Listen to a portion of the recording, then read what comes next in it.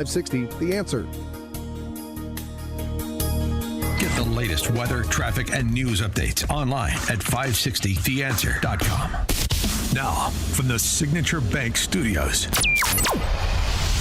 this is Chicago's Morning Answer with Dan Proft on AM 560, The Answer.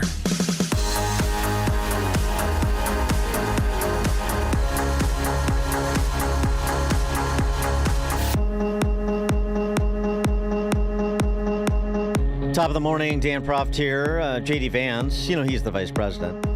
He sat down with the insufferable Kristen Welker, aren't they all, though, on the Sunday Talkies?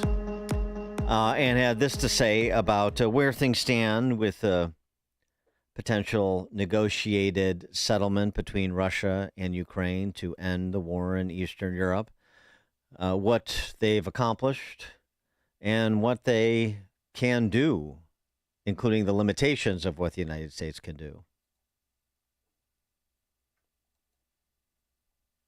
Providing the Ukrainians the kind of security guarantees that ensures that the country is not going to be invaded again. And this is really, this is why I think we've made a lot of progress, Kristen. Even though we're not yet there, why we've made a lot of progress is fundamentally the disagreement here is over security guarantees versus where you draw the battle lines in Ukraine. So whether we solve those issues, we've actually identified the two critical issues, one to the Ukrainians, one to the Russians. And I think that that is where the fruit, if we ultimately solve this thing, that's where the fruit of an agreement will come. Yeah, okay. I mean, Ukraine needs security guarantees and Russia wants Eastern Ukraine. Okay. I mean, I think those issues have been identified for some time, but Vance continued talking about the United States' role and Trump's role as a facilitator for a deal here. Can't impose it. Not going to try. Trying to facilitate it.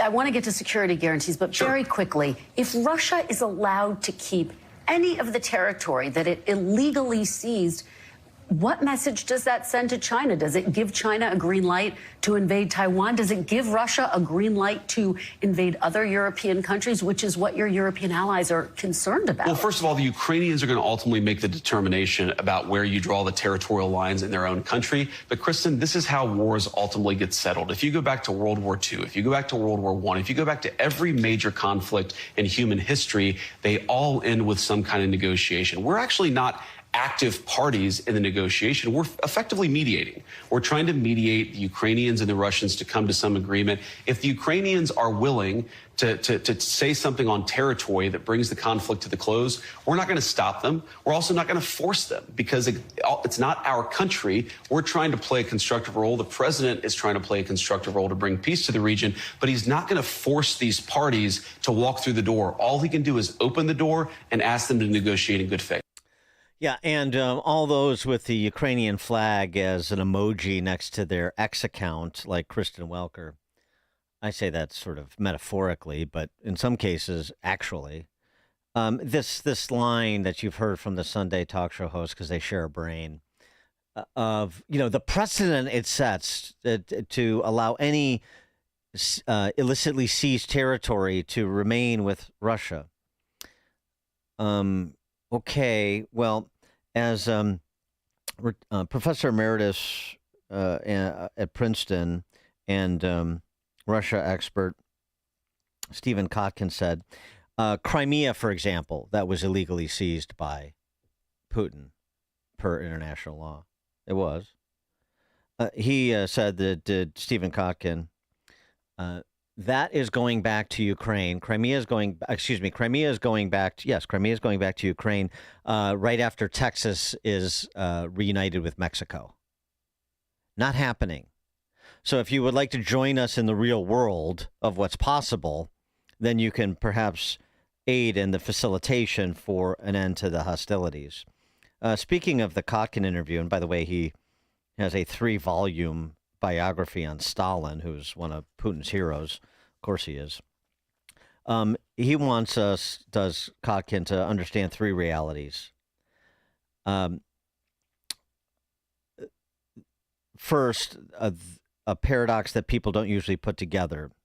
Although much smaller, Ukraine is losing the war of attrition.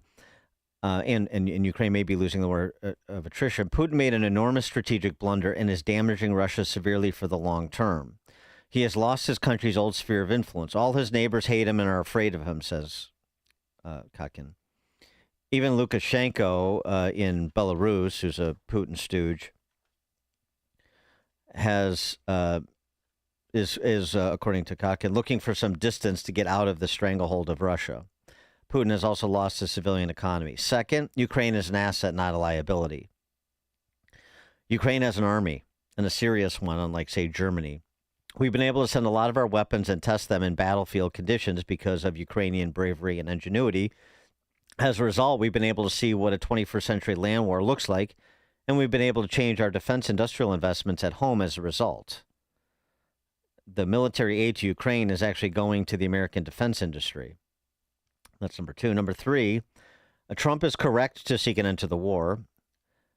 Kakin says, I applaud his forced imposition of a negotiation process, but the president lacks follow-through and patience. He lacks consistency. This is a hard problem.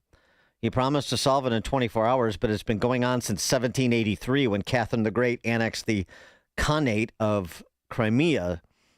Even so, he adds, Trump's instincts are correct. Ukraine, more than Russia, needs this war to end, and he's groping toward that solution. But what does winning the peace look like, and how can you try and effectuate it?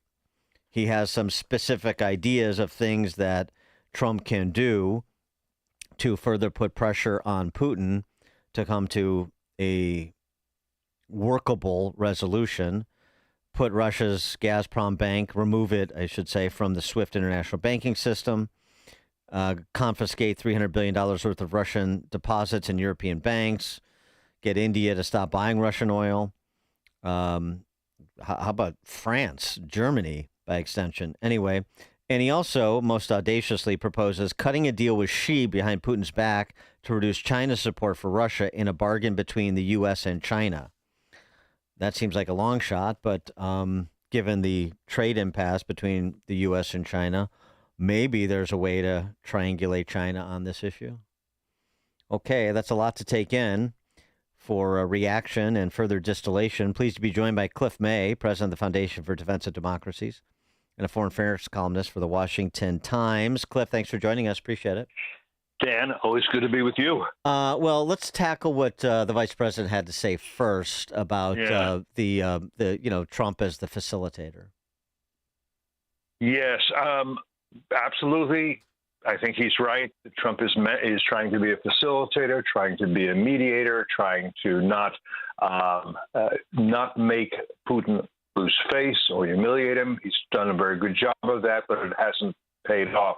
I do have to say I have great respect for Vice President Vance. I think he's a very smart guy with an amazing background, but it's simply not true what he said about how most wars end. Take World War II, for example. Franklin Roosevelt was adamant. Churchill agreed. He said, we're not going to reach out to Hitler and come to a negotiated settlement of this war. It will go on longer if it must, but we are going to insist on, and these are Roosevelt's words, unconditional surrender. In this war, there will be unconditional surrender, nothing less than that.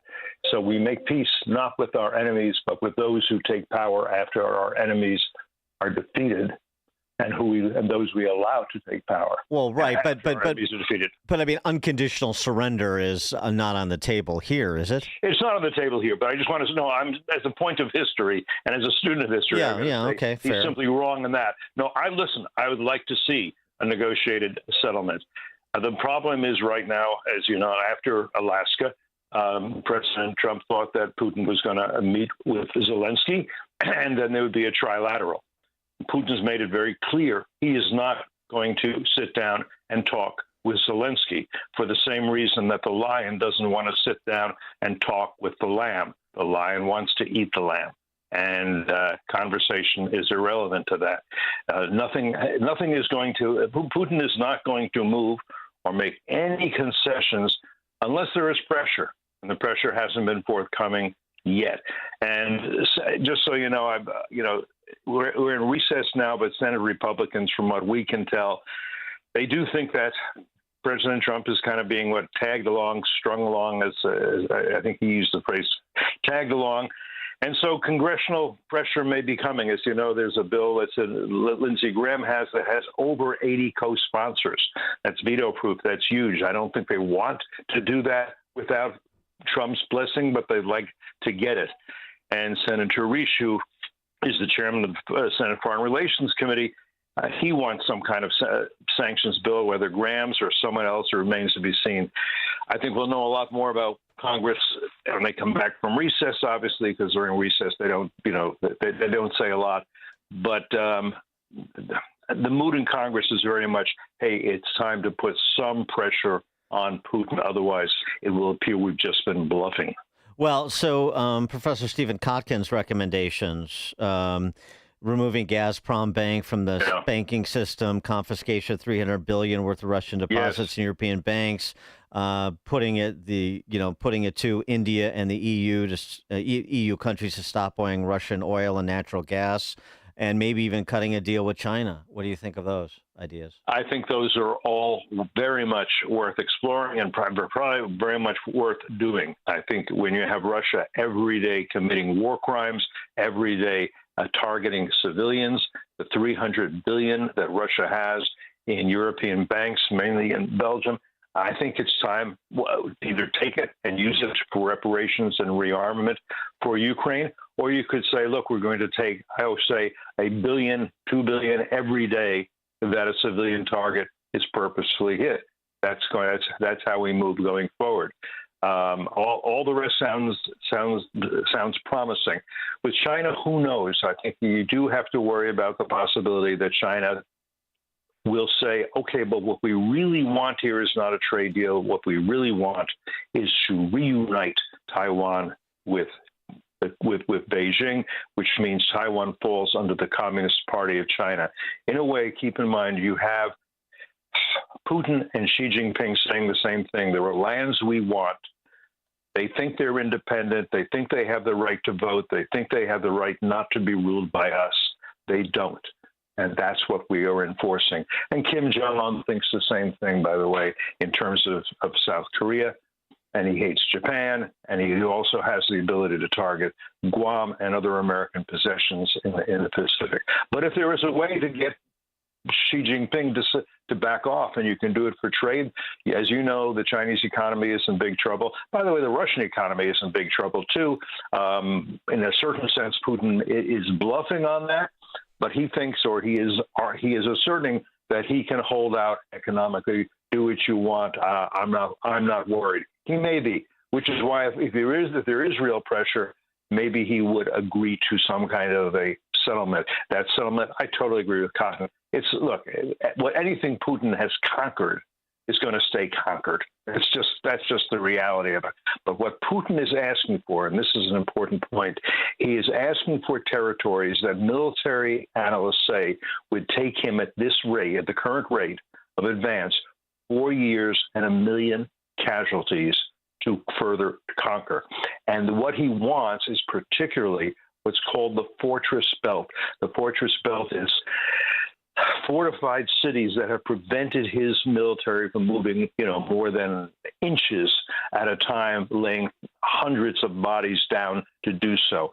If you give up those fortified cities, what's going to happen is then the interior of Ukraine, including Kyiv, will be much more vulnerable for the next round of attacks. And as for security guarantees, what Putin is saying, and particularly his foreign minister, Sergei Lavrov, is saying is, you want security guarantees? Sure, but it's not just, the Europeans. We want a role in that. We'll help secure Ukraine after this. And maybe the Chinese should have a role in that, too, which means no security guarantees, obviously. Well, I mean, the idea that 4.5 years to conquer the territory that he is proposing to have ceded to him. But I mean, does Ukraine? I mean, I don't know how these analyses are done, but what sort of staying power does Ukraine have? I mean, and what sort of timeline is Ukraine on in terms of trying to end this war before the country is completely leveled? Do they have that much time? Can they hold out just even in that area for that long?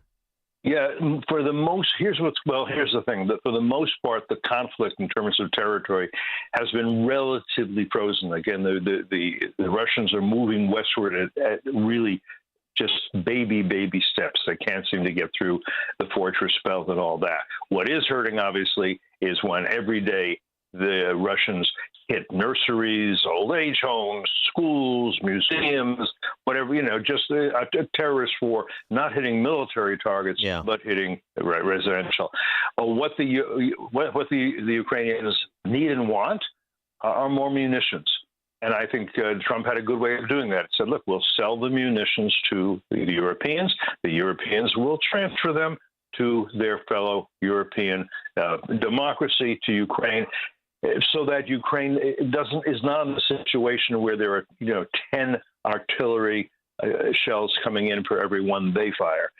They need more weapons. And as Kotkin also pointed out, what this is doing is expanding the U.S. defense industrial base. We are mostly giving old weapons to the Europeans and creating new weapons for ourselves, which we very much need. We are profiting from this. We will profit from this. That's the way the world works, and that's not a bad thing for the U.S. But yes, what they need are munitions. They're developing their own, somewhat slowly. They're doing amazing things with drones, which we're learning from, and that's important. They also need the ability. They need, in particular, long-range missiles and permission, which Biden didn't give, but Trump can give, to use those missiles against military, not civilian, military targets inside Russia. Again, inflicting pain on Putin. So he says, okay, let's call a halt. I've done a good job here. I've got Crimea. I've got the eastern section. I've got Ukraine. I've got a land bridge to Crimea. That was an important goal of mine. I can say to my hardliners, I've done a good job. My successor can do more, or you can do more, and I can do more after Trump is out of office, and we have somebody who is easier to deal with, President Alexandria Ocasio-Cortez. Somebody. Oh, God forbid. Cliff May, president of the Foundation for Defense of Democracies, foreign affairs columnist for the Washington Times. Thanks as always, Cliff. Thanks, Dan. And Cliff May joined us on the Turnkey.pro answer line. Hear about the big stories of the day, then talk about them right here on Chicago's Morning Answer on AM 560. The Answer. A great smile can make you feel happy and confident. So when you consciously conserve your teeth, that glowing smile will show through. At Best Dental Group, doctors